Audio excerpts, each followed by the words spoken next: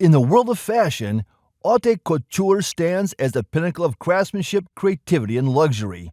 Originating in 19th century Paris, haute couture represents the highest form of bespoke fashion, where garments are meticulously crafted by hand, tailored to perfection, and often customized for individual clients. In the early 19th century, Paris emerged as the undisputed capital of fashion and luxury.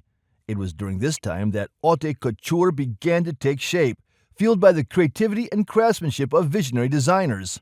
The term haute couture means high fashion or high dressmaking, was coined to describe garments that were made to order for private clients, distinguished by their exclusivity and attention to detail. From its modest beginnings to the present day, we trace the evolution of haute couture. However, looking back in 1858, Charles Frederick Worth, an English couturier, established the inaugural haute couture house in Paris. His visionary approach marked a departure from traditional dressmaking, emphasizing bespoke luxury fashion tailored exclusively for upper-class women. Worth not only crafted garments, but also pioneered the concept of the fashion designer, elevating their role to that of an artist rather than a mere dressmaker. By 1868, La Chambre Syndicale de la Haute Couture was founded as a guardian of high fashion. This organization set stringent criteria for couture houses, regulating who could bear the prestigious title. These standards, further defined in 1945, ensured that couturiers adhered to rigorous guidelines, maintaining the integrity and exclusivity of haute couture craftsmanship. The term haute couture gained official recognition in 1908, solidifying its place in the dictionary of fashion as synonymous with the highest standards of craftsmanship and creativity. In 1921, facing the threat of design piracy, the French press established PAIS, l'Association de Protection des Industries Artistiques Saisonnières.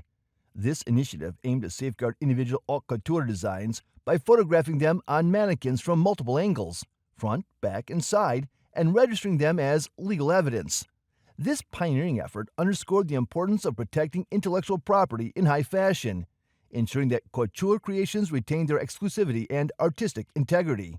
Moreover, in 1945, La Chambre Syndicale de la Haute Couture set forth new rules that would shape the future of couture fashion, and they were: designs had to be custom-made for private clients, involving one or more fittings to ensure they fit perfectly. Each couture workshop needed at least 20 skilled craftsmen to uphold the highest standards of quality and craftsmanship. Twice a year, couture houses had to unveil collections in Paris with at least 35 unique outfits for both day and evening wear, showcasing the latest trends to the global fashion elite. The fashion scene in France took a monumental turn in 1947 when Christian Dior introduced his iconic New Look collection. Named Corelle after the delicate inner petals of a flower, Dior's designs brought back luxury and glamour to post-war Paris. Featuring nipped-in waists, full skirts supported by stiff petticoats, and an emphasis on feminine allure, the New Look not only revitalized French haute couture, but also set new standards for elegance worldwide. During the 1960s, Yves Saint Laurent revolutionized couture by opening Saint Laurent Rive Gauche, the first standalone couture boutique in 1966. This move democratized high fashion by offering couture off the rack. Other influential designers like Pierre Cardin, André Courrèges, Ted Lapidus, and Emmanuel Ungaro soon followed suit, expanding the accessibility of French couture beyond traditional atelier. However, by 1970, the number of couture houses had descended to just 19, down from 106 in 1946. Many designers blame this decline on the strict rules imposed by La Chambre Syndicale de la Haute Couture, which demanded high operating costs and adherence to traditional craftsmanship. As mass production gained popularity and couture clientele dwindled, designers such as Thierry Mugler and Christian Lacroix struggled to sustain their haute couture ventures, illustrating the challenges of balancing exclusivity and profitability in an evolving fashion industry. However, in 2004, due to the economic recession, Versace was compelled to suspend its fashion shows until 2012, facing financial challenges that made sustaining the brand's high-profile events unfeasible. The year 2013 marked a groundbreaking moment in haute couture history, when Red Hourani introduced the first-ever unisex couture collection, challenging traditional gender norms in fashion. In 2014, Christian Dior made history by hosting the first haute couture show in Shanghai, expanding the reach of global audiences. Additionally, Ralph and Russo became the first British brand in over a century to participate in Couture Fashion Week, marking a significant milestone in British couture. Paris's fashion president, Didier Grumbach, announced his retirement after leading the trade for 16 years, with Ralph Toledano succeeding him as president of the Fashion Federation. The year 2016 witnessed an iconic moment in fashion history when Karl Lagerfeld orchestrated Fendi's Autumn-Winter 2016 Couture show at Rome's Trevi Fountain. Celebrating the brand's 90th anniversary with a second Haute Couture show, models including Kendall Jenner and Bella Hadid made a memorable entrance, seemingly walking on water, in a collection themed legends and fairy tales. This event not only showcased the artistry of haute couture, but also underscored the blend of fashion and spectacle in contemporary runway presentations. Talking about the fabric, silk, and wool are the two timeless fabrics woven into the tapestry of haute couture, each bringing their rich histories and unique characteristics to the world of fashion. Silk, discovered in ancient China by the industrious silkworm, quickly became a symbol of luxury and refinement among the elite. From its origins in the Yangshao culture to its journey along the Silk Road, silk has captivated designers with its lustrous sheen and delicate drape. Varieties like dupioni, brocade, jacquard, and satin offer designers a palette of textures and finishes to create garments that exude elegance and sophistication. Chiffon silk, celebrated for its lightweight and airy feel, lends itself beautifully to flowing evening gowns and ethereal creations that cascade gracefully with every movement. On the other hand, wool, sourced from sheep, camels, and other hairy mammals, has long been prized for its warmth and versatility. Originally used for protection against the elements, wool has evolved into a cornerstone of high-fashion textiles. Finer breeds like alpaca, cashmere, and vicuña produce fibers renowned for their exceptional softness and luxurious feel. Each type of wool presents a distinct texture and tactile sensation, making it a favored choice for tailored suits, cozy outerwear, and exquisite knits that blend comfort with sophistication. In the hands of couturiers and fashion designers, silk and wool transcend mere fabrics, becoming the canvas upon which creativity and craftsmanship converge. Their histories are interwoven with tales of exploration, trade, and cultural exchange, reflecting the enduring allure of materials that have stood the test of time. From the runways of Paris to the closets of discerning clients worldwide, silk and wool continue to inspire and delight. Their stories are woven into every thread of haute couture's enduring legacy. The luxury fashion houses in Paris had suppliers nearby in an area called Sentier. This area has small streets between big boulevards like Sebastopol and Poissonnière. Since the time of Napoleon in the 18th century, Sentier has been busy with shops and workshops for making clothes. They had everything from fabric sellers to tailors, and even people who made hats, embroidered, or worked with feathers and flowers. The people who worked here came from different places like Alsace, Normandy, Armenia, Turkey, and Jewish communities in Eastern Europe and North Africa. There were also traders from the French East India Company, who sold printed cotton from India. The names of the streets in Sentier remind us of Napoleon's time in Egypt, like Rue du Aboukir or Rue du Nil.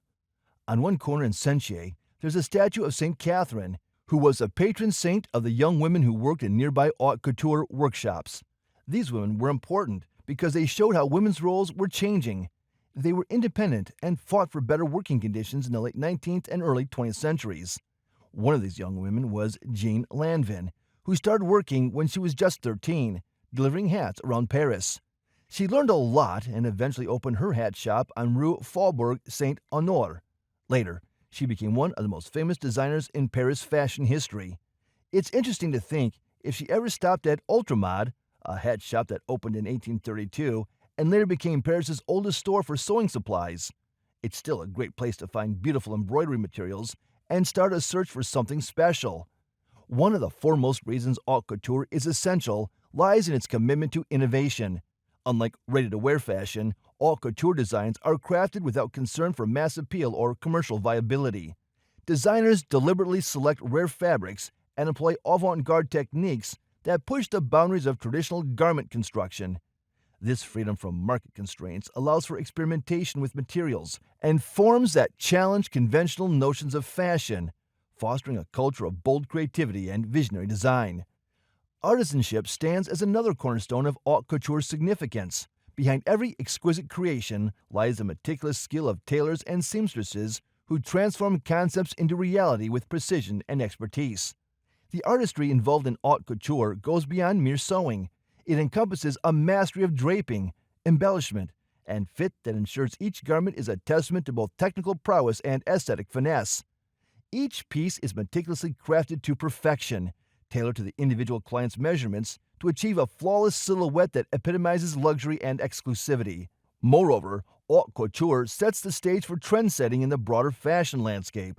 Designers and fashion houses alike look to haute couture collections for inspiration, drawn to the pioneering styles and visionary concepts that emerge from these ateliers.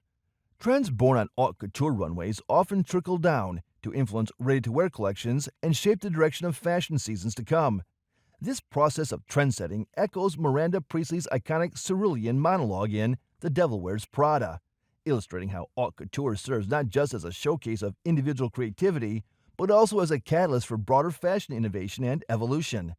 Interestingly, there are no design standards, but the Federation ensures industry-wide quality. They also run a famous fashion school, École de la Chambre Syndicale de la Couture Parisienne, known for teaching technical skills and craftsmanship. Official couture houses include big names like Dior, Chanel, Givenchy, and non-French ones like Armani and Valentino. Every season, some guests are invited to show their work, but they can only use the term couture until they become official members. Each couture garment is made from scratch for each customer and takes about 100 to 400 hours to create. The prices average between $20,000 to $100,000. It's estimated there are about 2,000 couture customers worldwide, with only 200 being regular clients. Couture doesn't typically generate profit from clothing sales alone. Couture houses use it for marketing, lending outfits to fashion magazines and celebrities for photo shoots and red carpets. This exposure helps sell their ready-to-wear collections, accessories, and cosmetics. Calling yourself couture without being officially recognized is frowned upon. Juicy couture gets away with it because they're being cheeky. Using couture techniques doesn't make a label couture either. Designing for couture is tough because the expectations for design and quality are extremely high. Couture garments use the most luxurious fabrics and intricate designs that can't be mass-produced. Everything is hand-sewn and meticulously crafted. The details, like hand-pleated appliques and embroidery, are stunning. Couture houses like Givenchy are known for their blend of structure and fluidity, creating breathtaking pieces. Furthermore, to work in couture, you need top-notch design skills, a lot of hard work, and the right connections. Many designers start in ready-to-wear before moving into couture, like Christian Lacroix and Jean-Paul Gaultier. Haute couture today remains an exclusive realm, reserved for a select few whose appreciation for craftsmanship and luxury knows no bounds. The allure of haute couture lies not just in its exquisite designs, but also in its discerning clientele, each bringing their flair and influence to the world of high fashion. At the pinnacle of this clientele are royalty, known for their patronage of prestigious design houses. Queens and princesses, celebrated for their impeccable style, often set trends that captivate the public imagination. From royal weddings to state events, their choice of haute couture attire has become a global sensation, inspiring fashion enthusiasts and designers alike. The iconic wedding gowns of figures like Kate Middleton and Meghan Markle have reverberated across continents, shaping bridal fashion trends and cementing haute couture's place in cultural history. Celebrities and members of high society also play a pivotal role in haute couture's narrative. These influential figures seek out couture pieces not only to stand out, but also to make bold fashion statements. For them, wearing haute couture is not just about clothing, it's about embodying artistry and exclusivity, elevating personal style to a form of expression that commands attention and admiration.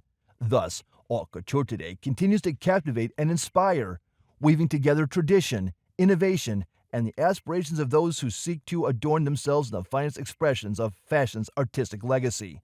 In the complexities of modern fashion, haute couture remains a beacon of creativity and exclusivity, while its economic significance has shifted, with ready-to-wear lines often driving revenue.